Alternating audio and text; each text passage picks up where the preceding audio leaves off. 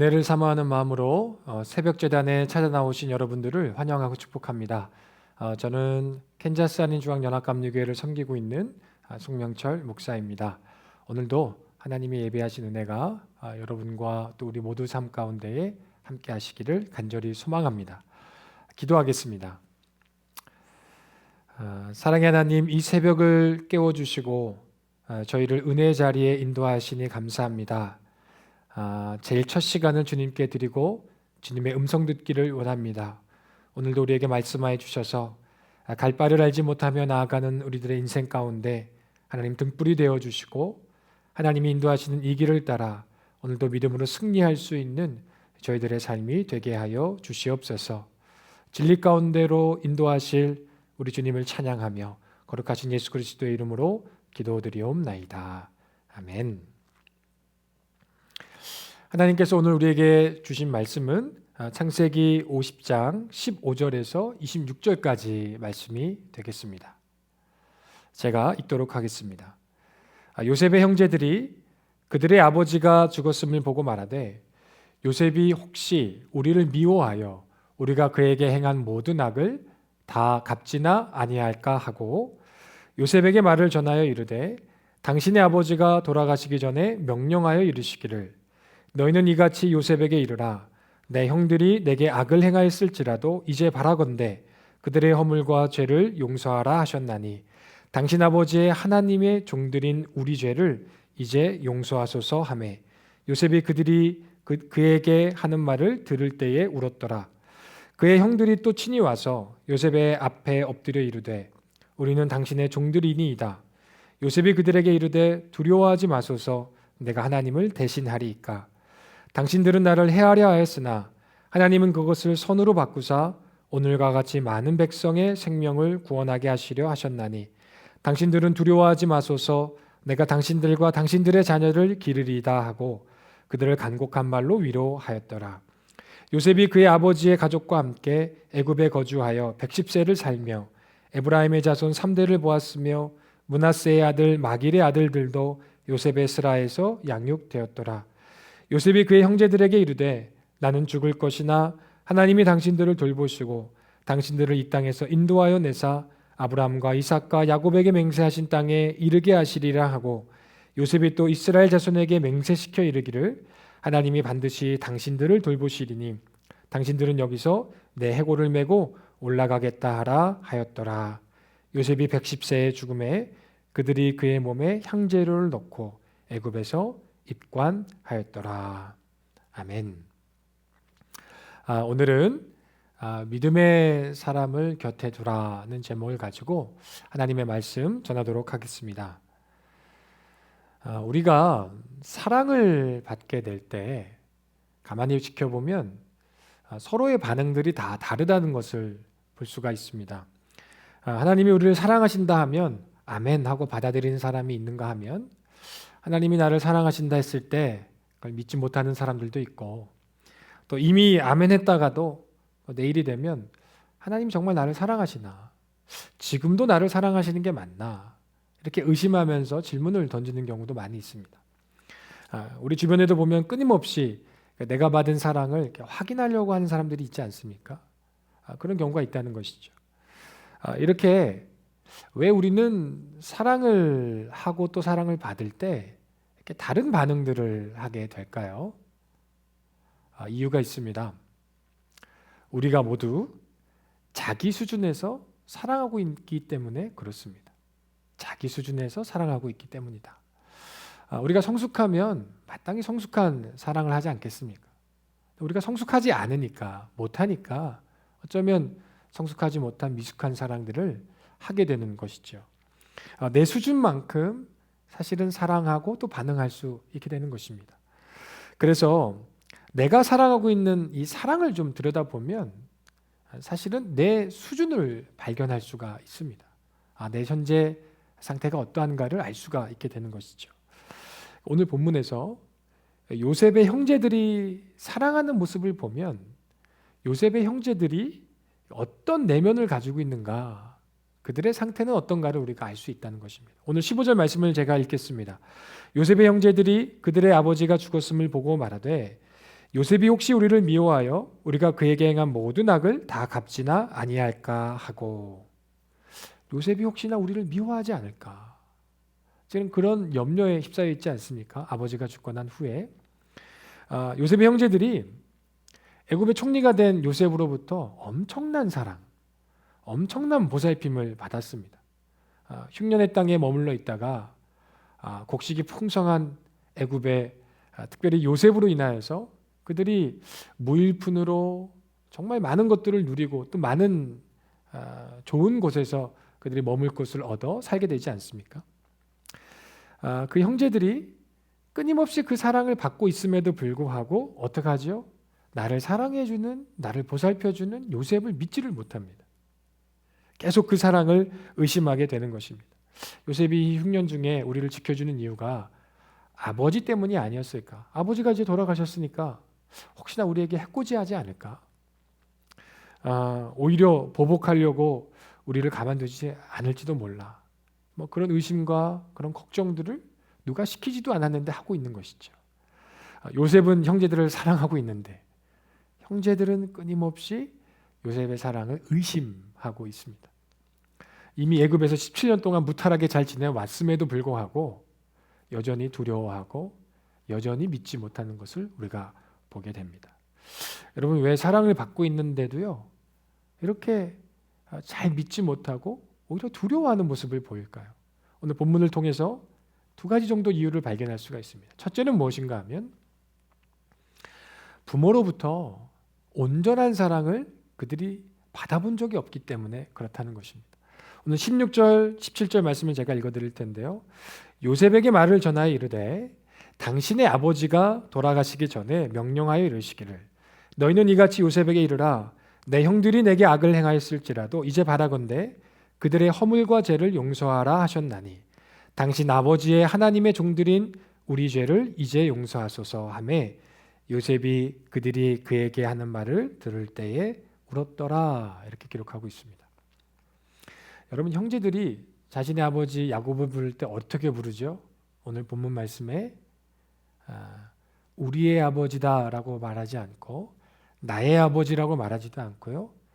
요셉 당신의 아버지 이렇게 이야기를 하고 있습니다. 당신의 아버지.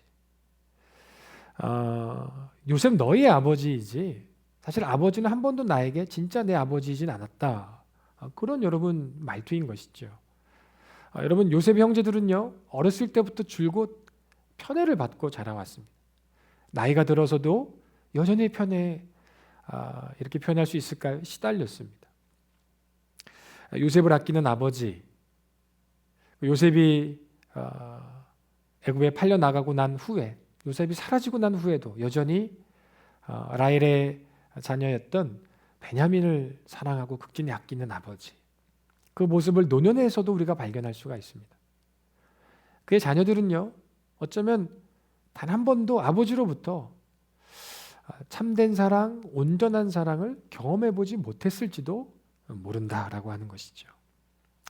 그러니까 아버지가 나의 아버지로 느껴지지 못하니까 그동안 온전한 사랑을 경험해본 적이 없으니까 누군가를 온전히 사랑하는 것도 참 어려운 것입니다. 경험이 없으니까 어떻게 사랑을 해야 될지조차도 잘 알지 못하는 것이죠. 그러니까 누군가를 온전히 믿지 못하고 누군가를 쉽게 의심하고 두려워하게 되는 것입니다. 첫 번째, 부모로부터 온전한 사랑을 경험해보지 못해서 그들이 쉽게 사랑하지 못하고 쉽게 믿지 못하더라는 것이죠. 두 번째 이유는 무엇인가 하면 오늘 본문을 통해서 우리가 이미 확인할 수 있는 것이 죄 때문입니다. 바로 죄 때문에 온전히 믿지도 못하고 사랑하지도 못하고 죄책감에 시달려 살게 되더라라는 것입니다. 여러분, 요셉은요 이미 형제들을 용서했습니다. 이미 용서했음을 우리가 성경을 통해서 확인할 수가 있습니다. 그런데 그 용서를 믿지를 못합니다. 마귀는요 우리가 죄를 짓게 함으로 우리를 넘어뜨리는 것에서 끝나는 것이 아니라 넘어뜨린 그 사람을, 우리를 그 자리에서 질질 끌고 가는 것이 그들이 하는 역할이에요. 왜죠? 일어나지 못하게 하려고. 죄로 인해서 무너뜨리고 무너진 상태에서 끌고 가는 것입니다. 더 이상 회복하지 못하게 하려고 하는 것이죠. 아예 일어서지 못하게 하려고 하는 것입니다. 여러분, 요셉의 형제들은 이미 요셉으로부터 용서를 받았거든요. 다시는 당신들을 나는 해하지 않을 것입니다. 두려워하지 말라고 요셉이 일찍이 이야기를 했습니다. 그럼에도 불구하고 여전히 믿지를 못하는 거예요. 여러분, 죄는 그렇게 무서운 존재입니다. 어떤 존재입니까? 용서를 받았는데 그 용서를 믿지 못하게 할 뿐만 아니라 끊임없이 우리에게 그 죄가 해결되지 않았다고 말을 하고 있는 것이죠. 이미 해결된 죄도 우리에게 해결되지 않았다고 설득시키고 말하고 있는 것입니다. 죄책감이 결국 우리를 짓누르게 하고 그 죄책감으로 인하여서 믿지도 못하게 하고 사랑하지도 못하게 만들어버리는 것이죠. 죄책감은 두려움을 가져오게 하고 그 두려움은 결국 사랑을 의심하게 하고 결과적으로는 사랑하지 못하게 만들더라는 것입니다. 상대방의 선의와 진심도 믿지 못하게 하는 것이죠. 여러분, 이렇게 온전한 사랑을 받아보지도 못하고 죄책감에 짓눌려 있는 형제들에게 하나님은 어떤 방법으로 그들을 회복시키려고 하셨을까요? 너무나도 간단합니다. 믿음의 사람을 그 곁에 두시는 것입니다. 여러분, 신실한 믿음의 사람을 곁에 두게 하셔서요, 끊임없이 회의하고 의심하는 그들을 일으켜 세우게 하셨습니다. 지금 누구를 말하고 있는 거죠? 요셉을 말하고 있는 것입니다. 그들의 형제였던 요셉, 17년 동안 같이 있었음에도 불구하고 여전히 그 요셉을 신뢰하지 못하는 그 형제들에게 하나님이 주신 방법은 신실한 요셉, 믿음이 있는 사람 요셉을 끝까지 그들 곁에 두게 하셔서 확신을 주게 하시고 흔들릴 때마다 넘어질 때마다 일어서게 하시고 다시 믿음으로 그의 삶을 지탱하며 나아갈 수 있게 도우셨다라고 하는 것입니다.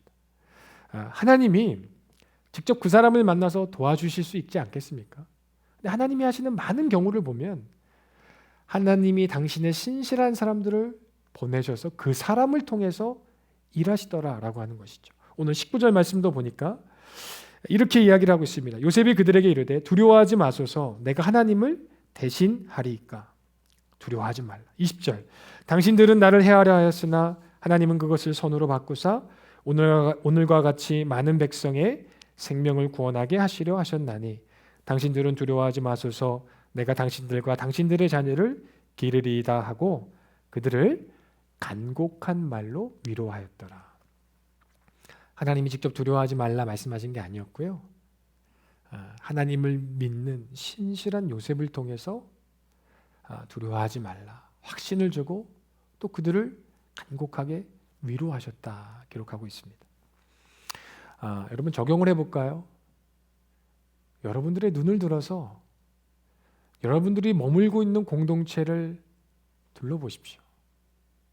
사실 하나님이 내가 흔들리고 넘어질 때마다 일어설 수 있도록 그 믿음의 신실한 사람들을 보내주셨습니다. 우리 가족에게 이미 허락해 주셨을 수도 있고요. 내가 머물고 있는 공동체에, 청년부에, 남선교회에, 여선교회에 이미 신실한 믿음의 사람을 곁에 두게 하셨어요.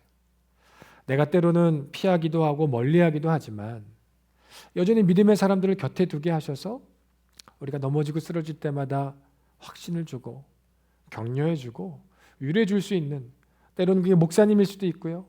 때로는 그게 전도사님일 수도 있고 우리 주변에 요셉과 같은 믿음의 신실한 사람들을 허락해 주신 것을 보게 합니다. 나는 좀 목사님 사랑이 서툴어요.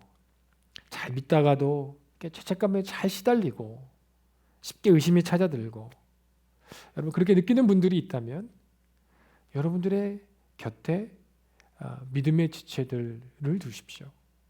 믿음의 지체들의 곁으로 여러분 함께 나아가십시오. 하나님이 허락해 주신 이 믿음의 공동체 안에 여러분이 일어설 수 있는 길을 하나님이 열어주셨다는 것입니다. 여러분 좀 더 적극적으로 이 말씀을 읽어보면 어쩌면 여러분이 요셉과 같은 사람이 되게 하시는 것이 하나님께서 예비하신 계획일 수 있습니다. 누군가 넘어지고 누군가 쓰러져 있을 때, 회의할 때, 하나님이 믿기지 않는다고 얘기할 때, 여전히 두려워할 때 여러분들에게 그 사람을 일으킬 수 있는 사명을 어쩌면 주시지 않았나. 우리가 적극적으로 이 말씀을 읽어볼 수도 있겠습니다. 오늘 말씀을 정리합니다. 여러분, 의심하고 또한 회의가 들거든, 그런 사람들이 여러분 곁에 있거든 여러분 위로해 주시고, 또한 여러분들이 그런 마음 가운데 흔들리고 있다면 여러분에게 보내주신 요셉을 눈을 들어 바라보십시오. 그 사람과 함께 할 때 하나님이 일으켜 세워주실 것입니다. 여러분, 이 하나됨의 기초 위에, 이 회복의 기초 위에 여러분 다음 스토리가 이어지는 것입니다. 창세기가 창세기 50장에서 끝나지 않습니까? 오늘 읽었던 말씀이 마지막 말씀인데, 이 말씀을 통해서 보면 하나님의 결론은 회복이었습니다. 또 하나됨이었고요. 그 기초 위에 다음 스테이지가 있고 출애굽기가 있고 하나님이 일하시는 다음 넥스트 스텝이 있는 것이죠. 오늘 이 말씀을 내 마음의 중심에 두고 내 주변에 있는 사람들을 돌보고, 또한 내가 흔들릴 때마다 그런 믿음의 공동체 안에서 오늘도 주님의 위로를 받고 일어설 수 있는 우리 믿음의 지체들 다 될 수 있기를 간절히 소망합니다. 기도하겠습니다. 사랑해 주님, 감사합니다. 오늘도 주님의 말씀을 붙듭니다. 내가 흔들리고 내가 회의하고 내가 의심하는 자였습니다. 내가 온전한 사랑을 경험해 본 적이 없어서 온전히 사랑하기 두려워하는 존재였습니다. 그런 주님, 그런 우리를 당신의 교회에 부르시고 또 믿음의 공동체 안에 두게 하셨으니, 또한 믿음의 신실한 요셉과 같은 사람들을 우리 주변에 보내어 주셨사오니, 하나님, 우리가 이 공동체 안에서 믿음을 잃어버리지 않고 끝까지 포기하지 아니하며 일어설 수 있는 지체들이 되게 하여 주시사, 그 믿음의 역사와 터전 위에 다음 아버지 하나님의 일하심의 역사가 쓰여질 수 있게 하여 주시고, 우리를 통해서 또한 많은 영혼들이 주께로 돌아오는 데 쓰임 받을 수 있는 요셉과 같은 사람이 다른 사람이 아니라 내가 될 수 있는 은총도 겸하여 허락하여 주시옵소서. 오늘 이 하루도 우리와 함께 하시고 또한 우리를 가장 선한 길로 인도하실 주님을 찬양합니다.